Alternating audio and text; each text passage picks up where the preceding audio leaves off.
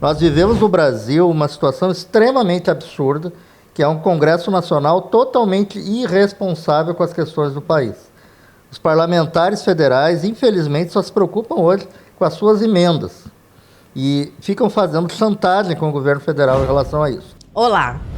A medida provisória que foi publicada no Diário Oficial da União no dia 31 de dezembro garantiu o acordo firmado com o governo federal de reajuste salarial para os docentes das universidades públicas e institutos federais. Agora, depende da aprovação do Congresso Nacional no prazo de 120 dias para ser convertida em lei. Caso contrário, perderá a validade. O Legislativo volta a funcionar em fevereiro de 2025.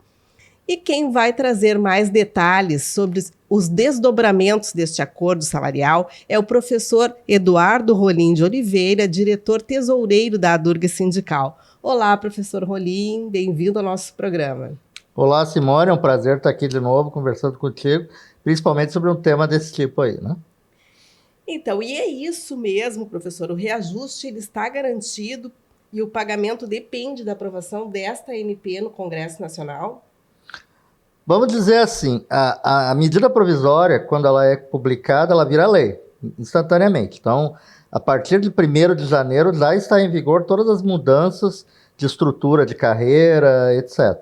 Mas isso não significa que está garantido o reajuste. É importante ficar bem claro isso para todo mundo. Nós vivemos no Brasil uma situação extremamente absurda, que é um Congresso Nacional totalmente irresponsável com as questões do país. Os parlamentares federais, infelizmente, só se preocupam hoje com as suas emendas e ficam fazendo chantagem com o governo federal em relação a isso. Eu vou dar 2 exemplos que são muito importantes. A Constituição diz que a Lei de Diretrizes Orçamentárias tem que ser enviada para o Congresso Nacional em maio e ela tem que ser votada antes do recesso do primeiro semestre. Ela foi votada no dia 30 de dezembro de 2024. A Constituição também diz que o orçamento da União tem que ser enviado ao Congresso Nacional em agosto, já aprovada a LDO, e enviado e aprovado antes do recesso de final de ano. O Congresso Nacional não votou o orçamento da União, o que é uma coisa absolutamente inaceitável, porque não é o nosso reajuste que está suspenso. Está suspenso a despesa da universidade, está suspenso o gasto da saúde, está suspenso qualquer tipo de gasto do governo federal. O governo só pode executar um 12º, um 12º, como se fala, do orçamento do ano passado, para cada mês desse ano, enquanto não for aprovado o orçamento da União. Infelizmente, o Brasil não faz que nem os Estados Unidos, por exemplo. Lá, o governo para, quando não tem o orçamento aprovado. Eu acho que a gente precisaria disso aqui também, para que o Congresso fosse mais responsável, porque é inaceitável que tenha havido toda essa chantagem no segundo semestre do ano passado, por conta de que o Supremo Tribunal Federal corretamente suspendeu o pagamento das emendas, que em primeiro lugar é um absurdo que se tenha quase 60 bilhões de reais em emendas, segundo que elas sejam impositivas, ou seja, o Congresso determina a execução orçamentária, o que é inaceitável na medida em que nós acabamos tendo 513 deputados e 81 senadores que na prática viram vereadores federais. Eles ficam cuidando da ponte, ficam cuidando do posto de saúde da sua cidade, como se isso fosse bom para a sociedade, como eles gostam de dizer. Não é bom, não, porque a sociedade fica tendo programas públicos totalmente quebrados, fracionados. Imaginem que são 500, quase 600 parlamentares, são 600 programas, 600 projetos, e isso faz com que, evidentemente, a eficiência pública caia muito, porque a gente não tem uma política pública nacional com compras centralizadas, enfim, é um absurdo completo. Eu estou fazendo todo esse introito para dizer o seguinte, o efeito financeiro da medida provisória 1281 só vai vigorar no dia que for aprovado o orçamento da União. Então é importante que os professores entendam que, sim, já está valendo a medida provisória, portanto as mudanças de classe que nós vamos falar daqui a pouco já estão em vigor, todo mundo já está posicionado na nova classe, principalmente os jovens que estavam nas classes iniciais, já estão em uma nova classe com futuramente reajuste bastante expressivo, porém, não haverá reajuste salarial agora no pagamento de fevereiro, porque não tem chance disso acontecer, a não ser que o Congresso Nacional fosse convocado extraordinariamente para votar o orçamento em janeiro.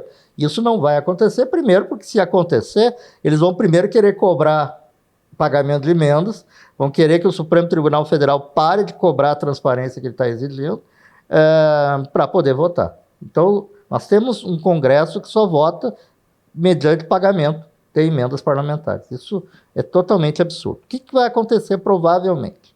Há dois cenários, e é bom que todo mundo fique claro disso. Por conta exclusiva dos parlamentares federais. Se eles voltam do recesso agora no início de fevereiro, a primeira tarefa deles é eleger o novo presidente da Câmara, o novo presidente do Senado, as mesas e tal. Se eles decidem imediatamente votar o orçamento, pode ser que haja tempo para ir para a folha até o meio de fevereiro, e aí no pagamento de março, ou seja, na folha de fevereiro, o reajuste acontecer, inclusive com o pagamento de um mês retroativo ao mês de janeiro. Por que isso? Porque na lei de diretrizes orçamentárias foi aprovada uma emenda do governo federal, inclusive questionado por muita gente, de que quando o orçamento for aprovado, reajustes salariais que estejam em lei, como é o caso desse, eles podem ser pagos retroativamente. Porque eu lembro que já faz alguns anos que a LDO proíbe pagamento retroativo de reajuste. Então, esse ano isso foi mudado, foi excetuado. Por quê? Porque já se sabia que havia uma chance enorme do Congresso não aprovar o orçamento. Bom, mas existe um segundo cenário também, que é o fato de que está havendo uma nova chantagem, porque, de novo, o ministro Flávio Dino bloqueou o pagamento das emendas, porque não tem transparência, não se sabe quem é que propôs a emenda, não foram aprovados nas comissões, foi tudo feito nas coxas, exatamente assim, eu vou usar essa palavra chula para dizer que é isso, e pode ser que o Congresso só vá votar essas emendas em março, depois do Carnaval. As emendas não, perdão, o orçamento em março, depois do Carnaval. Se isso vier a acontecer, o Carnaval é 5 de março, eles não vão votar 6 e 7 de março, portanto vão votar lá em 13, 14, 15 de março. Há uma chance, inclusive, de que não entre na folha de março, que é paga em abril, e possa cair só na folha de abril, paga em maio. Então, mas aí o pagamento é retroativo? Sempre é retroativo a janeiro. Mas, de qualquer maneira, pode ser que ele atrase 4 meses. O que é um absurdo, totalmente absurdo, que o Congresso Nacional exponha o país a esse tipo de situação, na qual o serviço público é obrigado a ficar paralisado, porque o Congresso Nacional não quis votar o orçamento quando deveria ter feito. E eles vêm com desculpa de que mudou muito por conta do pacote fiscal. Mas se a LDO tivesse sido aprovada lá em julho, como deveria ter sido, se tivesse tido tempo de se trabalhar e o Congresso tivesse aprovado o orçamento, estava tudo resolvido. Mas o Congresso só trabalha quando quer receber emenda parlamentar. Então, essa é a situação. Então, do ponto de vista do garantido reajuste, sim, a rigor sim, até porque está em lei. Lá é lei que está vigorando desde 1º de janeiro.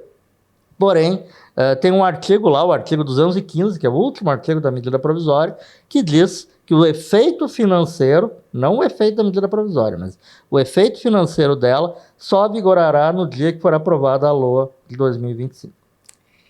E, professora, essa medida provisória que foi editada, ela garante tudo que foi acordado ou ficou algo de fora? A medida provisória, ela é uma medida muito complexa, extremamente complexa.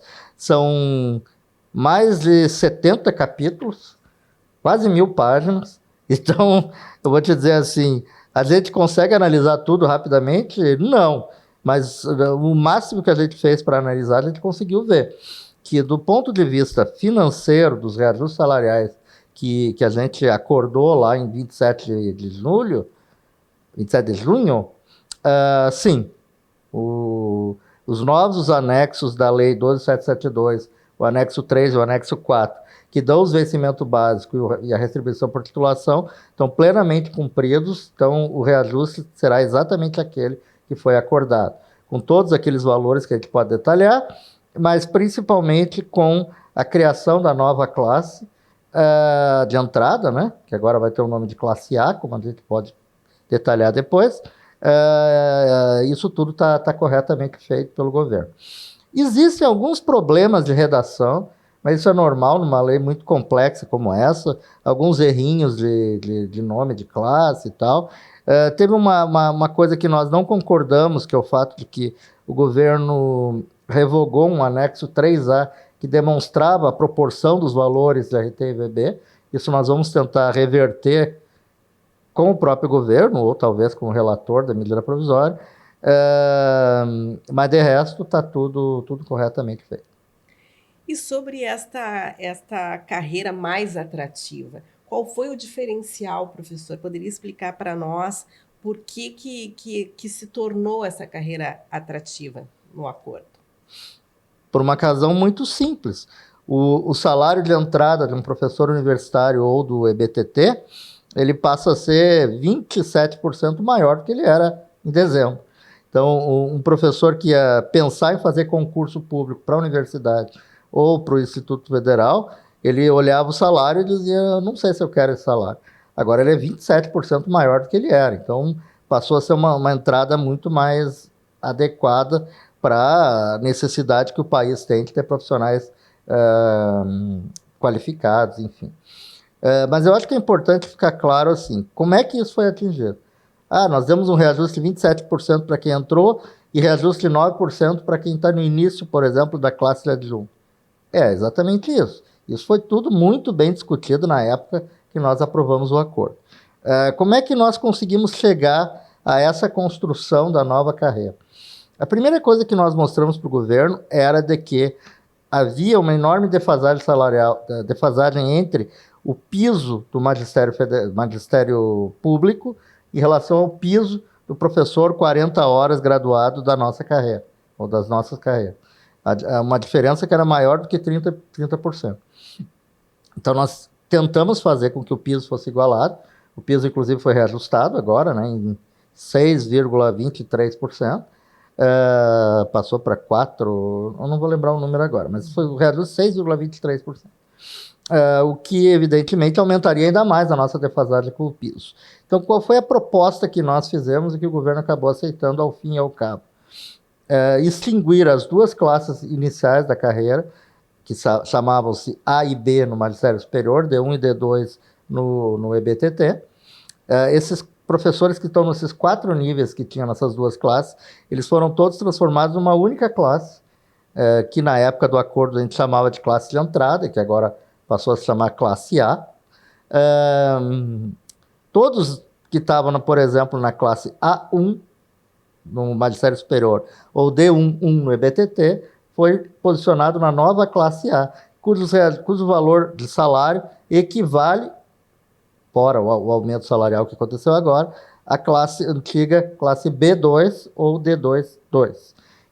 Só aí nós já tivemos um reajuste salarial de quase 20%. Então, é daí que vem a composição. Nós jogamos todos os professores que estavam lá no início da carreira, ou os que vão entrar, para 3 níveis acima do que eles entravam antes. Então, esses 3 níveis para cima é a mágica, né, entre aspas, que fez com que os professores que entrem tenham um reajuste salarial bastante expressivo. Então, nós eliminamos 3 níveis da carreira, na prática é isso. E criamos, então, uma nova classe que tem 3 anos, né, durante o prazo que a pessoa estará no estágio probatório, ela ficará numa nova classe de entrada e depois, quando termina o estágio probatório, ela irá para o mesmo lugar que ela já ia agora, ou ia até dezembro do ano passado. Então, foi assim que aconteceu. Dali para cima, nós tivemos também duas formas de reajuste que eu acho que são importantes e que também tornam a carreira atrativa, porque não é só uma entrada que é atrativa, porque se a gente tem um valor de entrada que é atrativo e que não muda o resto do tempo, também não é atrativo. Não, válido. Então, o que a gente fez foi ampliar os valores dos steps, como a gente chama, ou dos degraus, entre os níveis das classes, até que se chegue num topo maior. Então, a diferença de nível que existia na antiga classe de professor adjunto, ou na classe de 3 do EBTT, que era de 4%, passou agora, este ano, para 4,5%, e no ano que vem passará para 5% entre níveis. A diferença entre a classe de entrada, depois eu vou detalhar os nomes para ficar bem claro para todo mundo, e a classe de adjunto, ou D3, é hoje de 5,5%, no ano que vem passará para 6%. E nós, ao mesmo tempo, fizemos um outro movimento, que eu acho que é sempre importante lembrar e referir também, que é tentar diminuir cada vez mais a diferença entre o professor associado ou D4 com o titular, porque isso favorece um equilíbrio maior na carreira e principalmente é um tipo de benefício que os aposentados... Perdão, eu falei uma coisa errada. É a diferença entre adjunto ou D3 e associado ou D4. Não associado titular. D3 para D4 ou adjunto para associado. Essa diferença, que era de 25%, ela diminui agora para 23,5% e diminui para 22,5% no ano que vem. Isso não prejudica ninguém que está acima, que está em associado ou que está em titular, porque justamente são dois movimentos combinados, é importante ficar claro isso. A gente aumenta o valor da diferença entre níveis, tanto na classe de adjunto ou D3, quanto associado ou D4, e aumenta também a diferença entre a classe de entrada e a classe de adjunto ou D3. Com isso, na realidade, todo mundo tem reajuste positivo. O maior reajuste, obviamente, é o do professor ingressante, ou aquele que já está no nível inicial da carreira, e depois o segundo maior reajuste é para quem está lá em cima, lá no topo, professor titular ou professor associado 4 ou D4-4, porque esses aí vão ter justamente o benefício dessas mudanças entre os níveis. O menor reajuste é o reajuste mínimo que foi dado para todo mundo, que é o de 9% agora este ano, e 3,5% no ano que vem, em abril do ano que vem. Isso parece que é uma coisa muito ruim. Eu sou professor adjunto 1, eu tenho o menor reajuste. Tem o menor reajuste porque tem o reajuste base da carreira. Porém, também está ganhando uma perspectiva de chegar num topo que é muito maior do que era hoje. Então, a longo prazo, a médio prazo, todo mundo é igualmente beneficiado. Mas o principal, como tu bem disseste no início, é que a carreira passa a ser mais atrativa porque tem um ingresso num patamar que é bem superior e tem um topo que também é bem superior, inclusive com reajustes reais, se a gente pensa só neste governo atual. Não é uma recuperação de todas as perdas, mas, como a gente pode detalhar também, mas neste governo temos reajuste real, acima da inflação. Isso, inclusive, eu ia perguntar sobre a recomposição das perdas salariais, como ficou, qual é o índice que hoje está de déficit. Defasagem salarial. Nós estamos justamente no dia que isso a gente ficou sabendo, né? Porque acabou de sair a inflação do ano 2024, ela fecha o IPCA em 4,83% para este ano, para o ano passado, né, o ano 2024, e com isso as nossas perdas acumuladas desde março de 2015, elas montam a 41,46%. Já descontado todos os reajustes que nós tivemos até dezembro de 2024. Tá? Então, nós tivemos 4 parcelas de reajuste desde 2015, e descontado elas, nós temos uma defasagem hoje de 41,46%. Então, a questão é, o acordo recupera todas as perdas? Não recupera. A gente sabia disso. Mas vão minorar muito, porque na medida em que a gente consegue ter reajuste real num determinado período, tu obviamente vai diminuindo as perdas. Então é uma conquista a longo prazo. Nós digamos que nós ficamos muitos anos sem reajuste salarial, né? Todo o período do governo Temer, todo o período do governo Bolsonaro, os reajustes foram zero. Sem diálogo também. Sem diálogo e sem reajuste. É melhor ter reajuste sem diálogo, mas sem diálogo e sem reajuste é terrível. Então, evidentemente, esses 6 anos de defasagem que nós tivemos, é verdade que tivemos pequeno reajuste em relação à reestruturação da carreira, que ainda fora acordada lá no governo Dilma, né? Mas isso não é para todos. O piso, por exemplo, não foi reajustado durante 6 anos. Então, não conseguimos recuperar os 6 anos em 3, ou 2, né? Foram 2 anos de negociação, 2023 e 2024. Mas os 9% que nós tivemos em 2023, mais os 9% agora, em janeiro de 2024, mais os 3,5% que vem lá o ano que vem, isso faz com que, ao longo desse atual governo, nós tenhamos um pouco de recuperação em relação às perdas que a gente teve lá. Então, tu vê, por exemplo, o piso da carreira, que tinha uma defasagem de 41,46%, ele vai ter, ao longo desse governo, um reajuste de quase 30%. Então, ele tem uma defasagem que é bem menor do que ela já foi, o que ela é hoje. Mas, evidentemente, que não conseguimos recuperar as perdas e a luta continua. Como a gente diz, o próximo período vai continuar sendo um período onde a luta para a recuperação das perdas salariais ela tem que continuar. Mas é importante dizer, inclusive, que em relação ao piso do magistério, nós temos uma diminuição bastante expressiva da defasagem que nós temos hoje. Porque ela era de mais de 30% e agora ela fica inferior a 10%. Isso faz com que seja ok? Não faz. Nós continuamos achando que o governo não cumpre a lei do piso ao não pagar para professor da carreira do magistério do EBTT, e no nosso caso a gente defende a isonomia das duas carreiras, para o professor 40 horas graduado, ao menos o piso. Isso não está dado, mas de qualquer maneira nós nos aproximamos bem mais do que tínhamos antes, e também essa luta continua para fazer essa equiparação do piso com o nosso piso. Lembrando, inclusive, que o número de professores no Brasil inteiro que não recebe o piso é pequeno. Por quê? Porque, primeiro, que um grande número de professores da nossa carreira, ele não é 40 horas, ele é DE, e no DE todos recebem o piso. E também o fato de que aqueles que são graduados 40 horas é um número muito pequeno. Não é só o graduado que não recebe, tem algumas outras classes ali em volta também. Mas eu diria que dá menos de 300 pessoas que não recebem o piso. Isso é bom? Não é bom. A gente não quer que ninguém não receba o piso. Porém, a gente acha que foi positivo o movimento que a gente faz de diminuir a defasagem.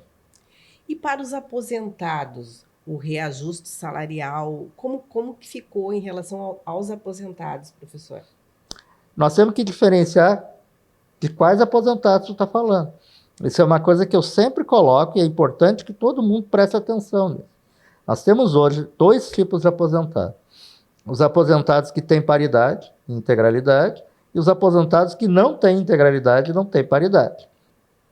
Os aposentados que não têm integralidade e paridade, quem são? São aqueles servidores públicos que entraram no serviço público depois de 1º de janeiro de 2004, portanto há 21 anos. Não é pouco tempo, já são 21 anos.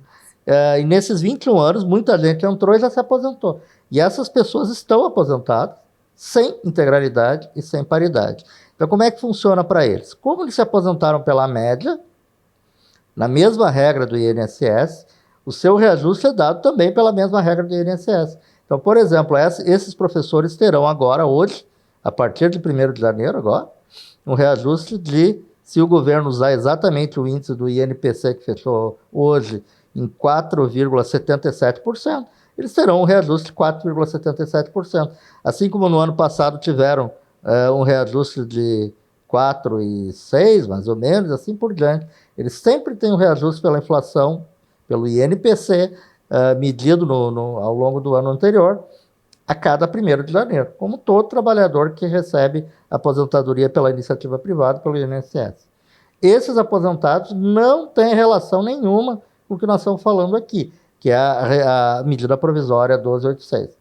Isso é algo que a gente fala desde 2004, quando foi criada essa situação, quando acabou a integralidade e paridade.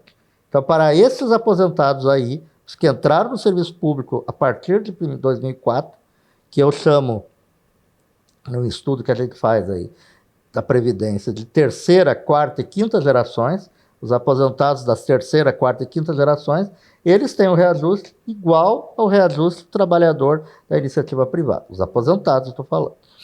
Bom, agora em relação aos aposentados da 1ª e 2ª gerações, aqueles servidores que têm integralidade e paridade que entraram antes de 2004. Para esses é absolutamente igual aos da ativa, não tem nenhuma diferença. Todos os reajustes que são dados na medida provisória para os ativos são dados igualmente para os aposentados, posto que os aposentados desta 1ª e 2ª geração têm, que são, por sinal, a grande maioria da nossa carreira, né? Eles têm o mesmo vencimento básico e a mesma retribuição de titulação que os seus colegas que estão na ativa. Portanto, o reajuste é absolutamente igual. E, professor, agora qual é a perspectiva para 2025 sobre a negociação da carreira e outros avanços do magistério superior e da carreira EBTT? Antes de falar disso, se tu me permite, eu queria explicar um pouco as mudanças de nomenclatura de classe, porque isso eu acho que é um ponto extremamente importante que as pessoas têm que entender. Quando nós fizemos o acordo, e quem for olhar a minuta do acordo, o nome das classes ele era exatamente igual que ele era até dezembro. Ou seja, no magistério superior era a classe C, com denominação de adjunto, classe D com denominação de associado, classe E com denominação de titular. No EBTT, D3, D4 e titular. E a classe nova que foi criada estava escrita lá na minuta de acordo como classe D entrada. Quando nós enviamos ao governo como que nós achávamos que deveria ficar a lei depois do acordo, nós que eu digo Proifes Federação, enviou para o governo um documento mantendo exatamente esses nomes das classes aí. O governo resolveu mudar o nome das classes. Do ponto de vista financeiro, do ponto de vista de status, do ponto de vista de progressão, não mudou absolutamente nada. Está exatamente cumprido aquilo que está no acordo e aquilo que a nossa vida diz. Só que ele mudou o nome das classes. No caso do EBTT, eu acho que ficou mais fácil de entender, até porque ela passa a ter o mesmo nome do magistério superior. Agora, no magistério superior vai causar confusão. Por isso que eu faço questão de explicar isso. Como é que está colocado na medida provisória o nome das classes? Aquela classe que era chamada de classe de entrada foi chamada pelo governo, né, na medida provisória, classe A, com denominação de professor assistente. Ou seja, todos os professores que eram A, e podia ser denominação de auxiliar, assistente ou adjunto A, e B, que era a denominação de assistente, todos eles foram unidos numa única classe chamada agora classe A, com denominação de professor assistente, mesmo se o professor seja doutor. Então não há nenhum problema em relação a isso. Ele vai ter o mesmo EVB e o mesmo RT que nós estávamos prevendo na classe de entrada, porém, o nome que o governo deu para essa classe é classe A, com denominação de professor assistente. E aí o professor terá a RT que merece, de aperfeiçoado, especialista, mestre ou doutor. Mas o nome da classe passou a ser esse, A, com denominação de assistente. O adjunto, que antes era C, agora o nome da classe é B. Então é B com denominação de professor adjunto. E o associado, que era D, agora é C com denominação de associado. E o titular, que era E, agora é D com denominação de titular. Por que o governo fez isso? Porque ele resolveu simplificar. Em vez de criar uma nomenclatura que não tivesse um primeiro lá, ele resolveu fazer A, B, C e D. Então vai ter gente dizendo, principalmente aqueles grupos que são detratores do acordo, ainda que todas as entidades sindicais tenham aceito e assinado o acordo que o Proifes fez, isso é importante dizer, que é 27 de junho, todo mundo assinou o acordo que o Proifes assinou em 27 de maio. Portanto, todas as entidades sindicais referendam o acordo do Proifes e concordam com ele a partir de agora. Espero que nunca mais ninguém diga que a carreira do Proifes é ruim, porque todos assinaram ela, né? Essas pessoas, muita gente vai dizer, eu era D, agora foi rebaixado para C. Ninguém foi rebaixado para nada. A gente tem que pensar... muita confusão, que bom que agora está aqui já elucidando como vai ser, né? Isso. Então, na realidade, se a gente olha as denominações, elas ficam praticamente iguais. Denominação de titular, classe D, antes era E. Denominação de associado, classe C, antes era D. Denominação de adjunto, classe B, antes era C. E a entrada, que agora é classe A. Então não mudou nada. Ninguém foi rebaixado a nada. Simplesmente houve uma nova denominação de classe, porque mudou a estrutura da carreira. Então é importante dizer isso. Ninguém foi rebaixado, como alguns talvez queiram dizer. Na realidade, é uma nova estrutura de carreira que agora tem 4, 5, portanto, 9, 10 níveis. Antes era 13, agora são 10 níveis divididos em 4 classes. Então, a denominação é nova. Para o EBTT, que antes era D1, D2, D3, D4 e titular, passou a ser agora A para aqueles que eram D1 e D2. É a classe de entrada A. E no EBTT não tem denominação, é só A. A classe que antes era D3 agora é B. A classe que antes era D4 agora é D. E a classe que era titular continua sendo. Então, por que isso é bom? Porque agora a gente tem a mesma classe C associado com a classe C, que antigamente era D4 no EBTT, a mesma classe B, que é adjunto no magistério superior, é a mesma B no EBTT, e a A e A. Então ficou nomes iguais para as duas carreiras, que inclusive é muito mais fácil da gente se compreender entre nós de quem é que é magistério superior ou EBTT, terão a mesma posição com as classes que têm o mesmo nome. Então, nesse sentido, eu acho que até ficou melhor do ponto de vista de organização. Mas é bom ficar claro, não aceitemos confusão, não entremos nesse tipo de coisa. Tá? Ninguém foi rebaixado, todo mundo mantém a mesma posição que estava, a tabela de enquadramento ela é perfeita, está corretamente colocada na medida provisória, todo mundo vai para o nível e classe que deveria ir, ela simplesmente, como é uma nova estrutura, ganha um novo nome. Tá? Bom, tu me pergunta sobre a perspectiva. Primeiro, perspectiva de negociação salarial e de carreira até o final do ano de 2026 não existe. Por quê?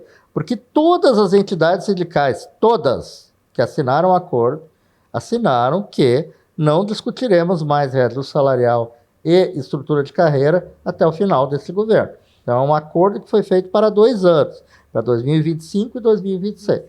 Então, esse ano de 2025 vai ter muita negociação, mas ela não vai tratar sobre carreira, estrutura de carreira, e nem vai tratar sobre reajuste salarial. Não que a gente não possa discutir, até porque ninguém sabe o que pode acontecer daqui a 3 meses. Pode ter uma cataclisma no mundo, a inflação que hoje foi 4,8%, ela pode virar 30%, 40%, ninguém sabe. Aí o mundo é outro. Sim. Agora, nós estamos falando de uma situação de normalidade, que o Brasil razoavelmente vive há anos, né?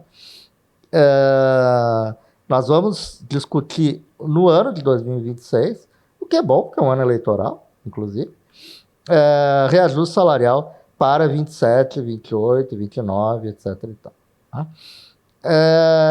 O que é importante dizer? Então as entidades sindicais vão entrar em férias agora? Não, obviamente que não. Primeiro que existem vários grupos de trabalho que estão estabelecidos no Ministério da Educação, tanto para a carreira do magistério superior, quanto para a carreira do ensino básico técnico e tecnológico. No EBTT, por sinal, o grupo de trabalho esses dias terminou uma primeira versão da discussão sobre carga horária docente. Esse é um tema que, inclusive, o PROIF está fazendo uma live hoje para discutir justamente isso. Tem muitos temas que têm que ser discutidos, controle de frequência na BTT, que é um tema que foi acordado, mas ainda não foi mudado o decreto que não dá para os colegas do EBTT a dispensa da frequência. Nós temos muitos temas relacionados à expansão do ensino superior, a própria estrutura da universidade, porque é importante dizer que nessa medida provisória se criou uma nova classe de técnico administrativo das universidades. Perdão, uma nova carreira, um novo cargo de técnico administrativo na universidade, que é o analista técnico em educação, que é um novo tipo de profissional, que não é o que nós temos hoje, o técnico administrativo em educação atual, que vai ter determinados tipos de comportamento de funções dentro da universidade, que obviamente nós, como professores, ainda que não sejamos responsáveis por essa carreira, não somos, respeitamos a quem tem direito de fazer isso, mas nós temos sim coisas a dizer em relação à universidade. Nós queremos saber quantos cargos vão ter, os cargos que foram perdidos ao longo dos anos na carreira de técnico, eles também são repostos agora. É um tema muito complexo, o anexo da medida provisória é gigantesco, então a gente ainda não tem nem noção clara de quais são os cargos que estão voltando. Nós vamos ter que discutir verbas para a educação, nós vamos ter que discutir sistemas de avaliação, enfim, o trabalho sindical ele continua e ele vai aumentar muito ao longo desse período aí, e eu fico muito feliz de que certamente a ADURGS estará presente nele. Eu não estarei, porque termino o nosso mandato em agosto desse ano, e eu pretendo ir buscar outros voos para mim. Então já temos uma expectativa para 2025, que seriam as suas férias, porque eu não acredito que o professor Rolim vai ficar fora de tudo isso. O professor Rolim não pretende se suicidar, nem fugir, nem sumir, mas eu acho que existem momentos em que a gente precisa renovar as lideranças sindicais, e esse é um ponto que eu acho que está começando para mim, né? Eu já não estou mais na diretoria da federação, isso foi uma decisão que eu tomei no ano de 2024, e eu tomei não, né? A DURGS tomou, mas a meu pedido não me indicou mais para ser da diretoria da federação. E em 25, 26 a vida segue. Mas a Durgs certamente seguirá muito mais forte do que ela é hoje, porque ela é hoje o maior sindicato de professores federais do Brasil, e certamente local, né? E certamente vai continuar muito forte na luta por aquilo que defende os professores. Segue acompanhando a luta, professora. Eu vou continuar sendo filiado. De longe. Professor, mais alguma coisa a acrescentar em relação a este acordo salarial e seus desdobramentos? Eu acho que é importante a gente parar e fazer um recuo daquilo que a gente faz ao longo de muito tempo, né? A principal questão para mim desse acordo salarial, e isso para mim é definitivo em relação ao futuro, é que as três entidades sindicais, o PROIFES, o SINASEF e a ANDES, as três entidades concordam integralmente com a carreira que o PROIFES criou, que é a Lei 12.772. Para mim é a coisa mais importante. O SINASEF e a ANDES nunca mais vão poder dizer que a carreira é ruim, é desestruturada, não sei o quê, porque eles assinaram um acordo que é igualzinho ao acordo que o PROIFES assinou. Portanto, eles concordam com a carreira que a gente fez.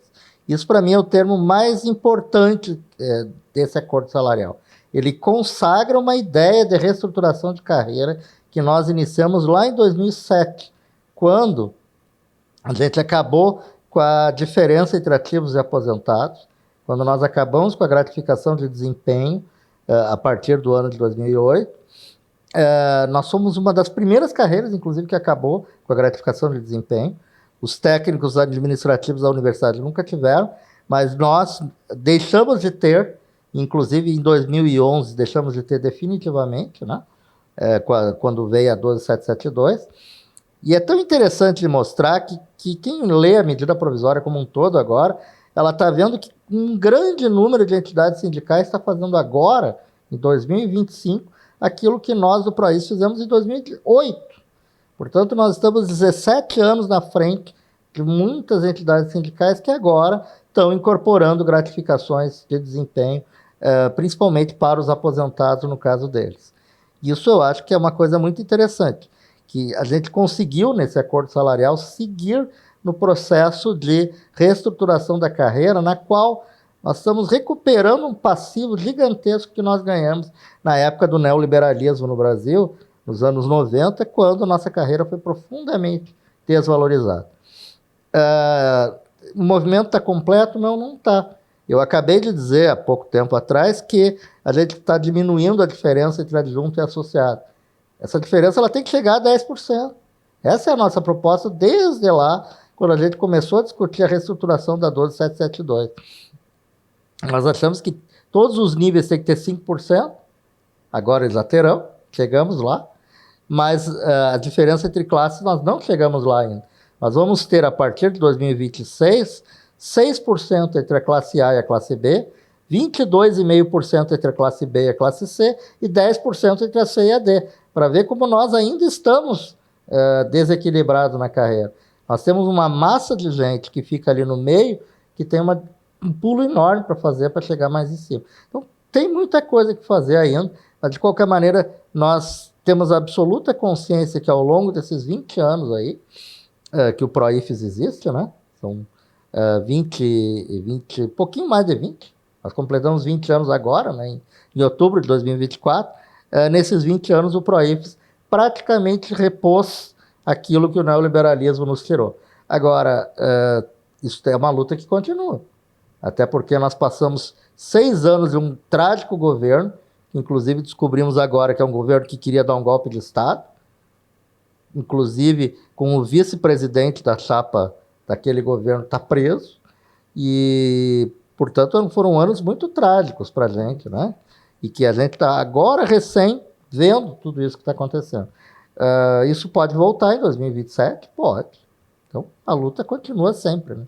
Continua, e sempre em defesa da democracia.